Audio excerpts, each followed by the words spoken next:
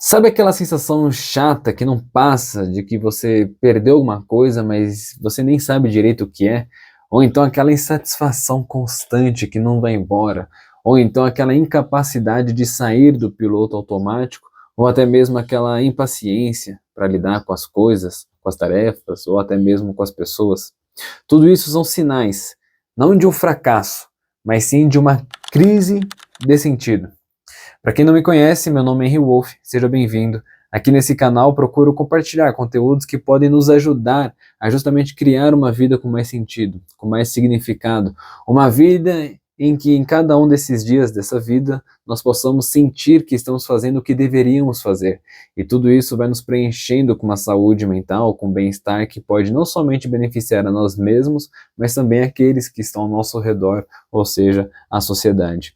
E eu queria te convidar para me acompanhar em algumas reflexões, pegando como referência alguns símbolos, em especial hoje, alguns símbolos bíblicos.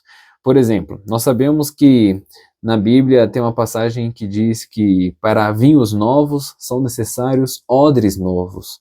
Isso pode nos remontar, ou seja, parênteses, aqui eu vou interpretar a Bíblia de forma psicológica.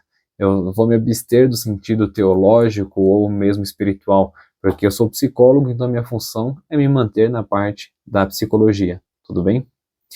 Isso pode significar, então, que os odres novos que a Bíblia fala que são necessários para os vinhos novos é essa nova forma de enxergar o mundo, essa nova forma de atribuir significado às coisas. Ou seja, quando nós estamos sentindo que a vida não tem mais sentido, nós devemos ter essa disposição de deixar que estes odres velhos, ou esta velha forma de enxergar as coisas e de se relacionar com elas, possa ir embora, possa partir, pois não nos serve mais.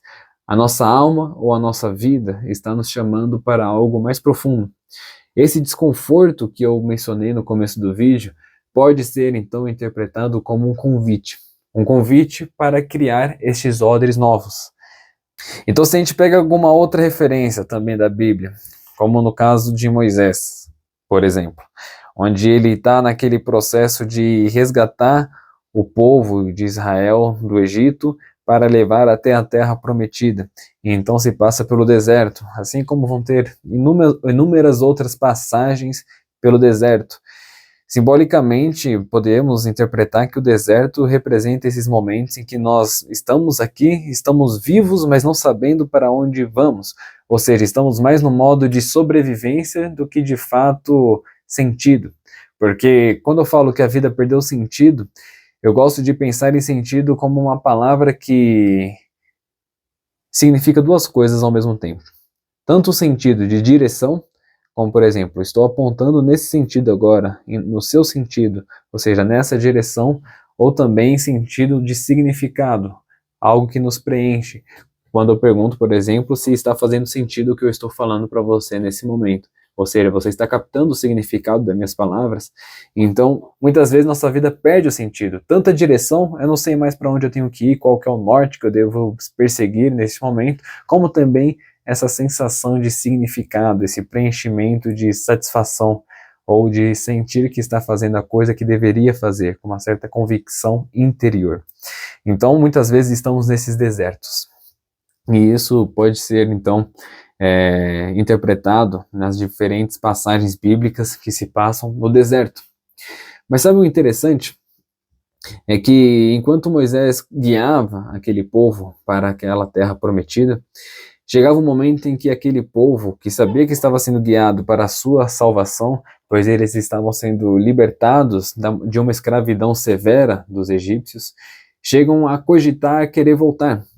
Chegam a ter saudades daqueles restos de alimentos que eram suas refeições, pois já estavam cansados daquele maná que vinha do céu, enquanto estavam no deserto, pois era um maná que vinha do céu, mas era um tanto insosso, pois estavam no deserto, e começou ali então um certo rebuliço para voltarem, mas Moisés teve então que lhes recordar do propósito deles ali, e isso muitas vezes me faz pensar, sabe, naqueles momentos em que nós estamos buscando algo que pode ser melhor para a gente, mas que para que a gente alcance este algo, nós devemos passar por este processo de transição onde nós nem estamos mais onde conhecíamos, onde já estávamos confortáveis, mas também nem chegamos onde queremos chegar. E este período de transição é um período de imensas incertezas, é um período árido, é um período no deserto.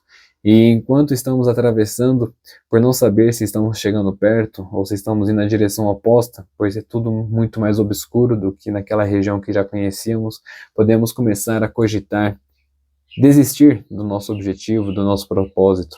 Podemos começar a cogitar voltar para aquela zona de conforto, por mais que ela não estava confortável. Assim como os escravos queriam voltar a comer resto de alho e cebola, que eram as refeições que os egípcios lhes outorgavam. Então, pensem sobre isso, porque às vezes a gente está buscando algo novo, mas nós devemos vencer essa tentação de voltar para o velho, porque a natureza sempre vai tender à economia. Então, renovar a nossa vida é algo que demanda esforço, que demanda energia. E então, vai ter áreas nossas, biologicamente falando, que vão tender a repetir aqueles velhos padrões e nos afastar de uma vida que realmente nos preencha com mais sentido. Mas então, você pode me perguntar, Henry, como que eu sei que eu estou construindo uma vida que realmente faça sentido para mim?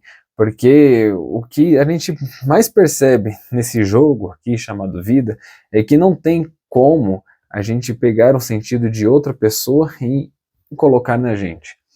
Muitas vezes isso serve por algum tempo.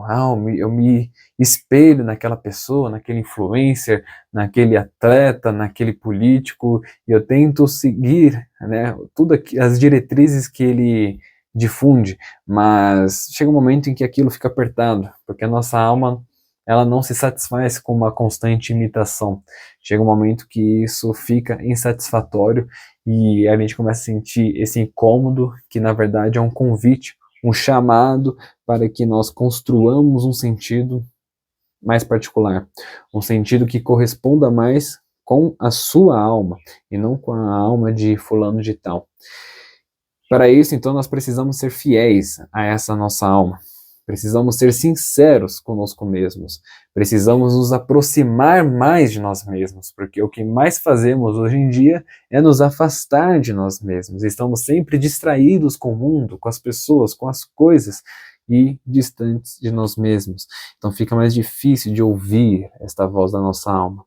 Mas assim também como naquela passagem bíblica, em que Moisés estava no Monte Nebo, e aí então ele vê aquela sarça ardente ou aquele arbusto que estava pegando fogo, e aquilo chama profundamente a atenção dele. Ele vê, como que aquele arbusto pega fogo e não se queima? Deixa eu chegar mais perto para ver o que está acontecendo aqui. E então quando ele chega perto do arbusto, Deus fala com ele, né? Moisés, Moisés. Enfim, vocês podem ver lá na Bíblia. E ele diz assim, descalce seus pés porque a terra que pisas é santa. Então, o que isso pode nos dizer no sentido psicológico? Que nós devemos, quando estamos procurando sentido, ir atrás daquilo que chama a nossa atenção. Mas que chama a nossa atenção no sentido profundo da coisa. Não que chama a nossa atenção no sentido sensorial. Porque estamos na época em que o que mais manejam, principalmente nas redes sociais, são técnicas e ferramentas para capturar a nossa atenção. Então não é a atenção sensorial, essa atenção mecânica, automática, mas aquela atenção no sentido mais profundo da palavra, aquilo que nos captura, que faz ressoar fibras mais internas de nosso ser, aquilo que a gente sente que tem a ver conosco. Ou seja, assim como Moisés viu aquele arbusto pegando chamas e ele decidiu se aproximar daquilo, aquilo chamou a atenção dele e quando ele se aproxima daquilo, Deus fala através dele.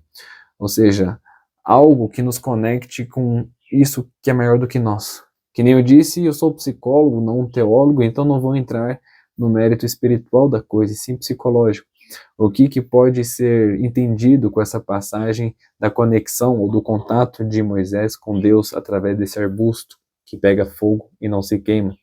Que Moisés então foi atrás daquilo que lhe chamou a atenção e ele foi descobrindo um sentido transcendente. Ou seja, ele foi descobrindo que era necessário que ele se conectasse com algo que lhe levava para além dele mesmo, para algo que era misterioso e, ao mesmo tempo que é misterioso, lhe preenche de significado. Por isso que Deus lhe ordena descalçar os seus pés, porque a terra que pisas é santa. Ou seja, precisamos então ter uma forma de nos relacionar com isso, que é o sentido da nossa vida, uma forma que seja sagrada. Não sagrado de, né, ritualísticas e formas de agir, mas sim de esse sentir de que é algo sagrado, de que é algo profundo, misterioso e que nos redime, ou seja, nos tira dessa vida sem sentido e pode então nos dar paz, nos dar felicidade, nos dar amor e permitir então que nós compartilhemos destes atributos com as outras pessoas. Então é algo profundamente sagrado. O que é profundamente sagrado? O sentido da nossa vida. Devemos perseguir isso e nos relacionar com isso como algo sagrado. Tudo bem? Mas aí então entra aquele desafio que eu mencionava, que é a capacidade e a necessidade de deixar a nossa velha forma de viver, a nossa velha forma de enxergar as coisas, a nossa velha forma de pensar sobre as coisas, as nossas velhas formas de agir, ir embora, para que possa se construir esse odre novo que comporte esse novo sentido, que vai mais emergir de dentro para fora do que a gente pegar de alguém e colocar em nós.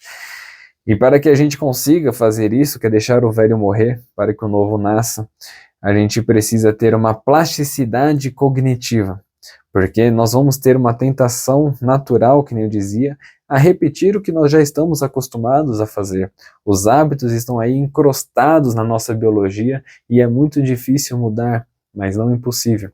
E existem certas ferramentas, práticas e estilos de vida que vão nos ajudar muito em conseguir cultivar esta plasticidade cognitiva que nos permite sempre estar nos renovando e, portanto, nunca ficando caducos, ou seja, incapazes de aprender algo novo, ou impossibilitados de perseguir um sentido que realmente seja vivo e não uma coisa pronta, artificial e morta, percebe? Então, para que a gente consiga ter essa plasticidade cognitiva, uma das ferramentas que eu queria compartilhar aqui com vocês hoje é uma ferramenta muito conhecida, mas não quer dizer que tão compreendida quanto conhecida.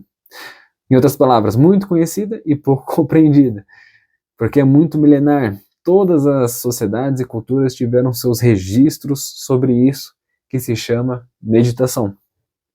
A meditação, hoje, cientificamente falando, já é comprovada como uma ferramenta que nos permite cultivar uma plasticidade cognitiva, onde é nos permitido cultivar uma outra forma de pensar, que não é essa forma de pensar que se prende a conceitos, a crenças e coisas que nós pegamos do mundo para dentro, mas sim cultiva o que os cientistas cognitivos chamam de mente holístico-intuitiva, no lugar da mente conceitual. A mente holístico-intuitiva é muito mais plástica, e ela, ao invés de isolar as partes da vida, como isso aqui é trabalho, isso aqui é vida pessoal, eu devo ser isso, eu não devo ser aquilo, tudo fragmentado, a mente holístico-intuitiva consegue englobar tudo em um todo coerente. E é justamente este todo coerente que vai nos fazer sentir emoções positivas. Isso é cientificamente comprovado. Por exemplo, se eu começo a contar uma história para vocês, e eu vou contando e contando e vocês não vão entendendo onde que eu quero chegar, ou então algo mais fácil, eu vou contar uma piada para vocês e vocês não entendem o sentido da piada, não tem coerência, fica aquela sensação estranha, né? Tipo, o que o cara tá tentando falar, pelo amor de Deus? Mas aí então, de repente, vocês entendem a piada, ou entendem onde eu queria chegar com a história que eu estava contando.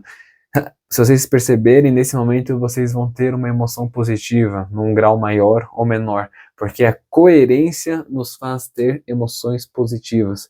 Então, se nós conseguimos ter uma coerência na vida, onde as áreas da vida não se contradizem, mas sim se complementam em um todo.